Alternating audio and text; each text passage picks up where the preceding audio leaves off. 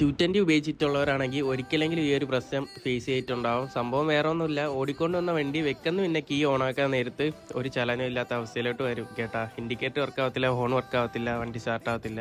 നിങ്ങൾ ചെയ്യേണ്ടതെന്ന് വെച്ചാൽ വണ്ടിയുടെ സൈഡ് ഡോർ ആവുക. സൈഡ് ഡോർ ആക്കാൻ നേരത്തെ തന്നെ ബാറ്ററി സൈഡ് റിലേ കാണും, അതിന്റെ തൊട്ട് താഴത്തെ തന്നെ നിങ്ങൾക്ക് ഫ്യൂസിന്റെ സോക്കറ്റ് കാണാം കേട്ടോ. അപ്പോൾ അത് ജസ്റ്റ് ഒന്ന് റിമൂവ് ആക്കി എടുക്കുക.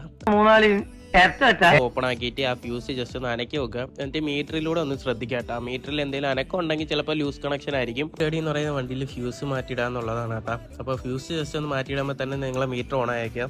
അപ്പോൾ നിങ്ങൾക്ക് മനസ്സിലാക്കാം വണ്ടിയിൽ എവിടെയോ ഷോർട്ട് സർക്യൂട്ട് ഉണ്ടെന്നുള്ള കാര്യം. കിറ്റ് ഉള്ളതുകൊണ്ട് തന്നെ ഈ ഒരു സൈഡിലാണ് കേട്ടോ കൂടുതലും നമ്മൾ വയറിന്റെ കണക്ഷനും കാര്യങ്ങളൊക്കെ വരുന്നത്. അപ്പോൾ ജസ്റ്റ് അവിടെ വന്ന് നോക്കുക എവിടെയെങ്കിലും ഷോർട്ട് സർക്യൂട്ട് ഉണ്ടാന്നുള്ള കാര്യം.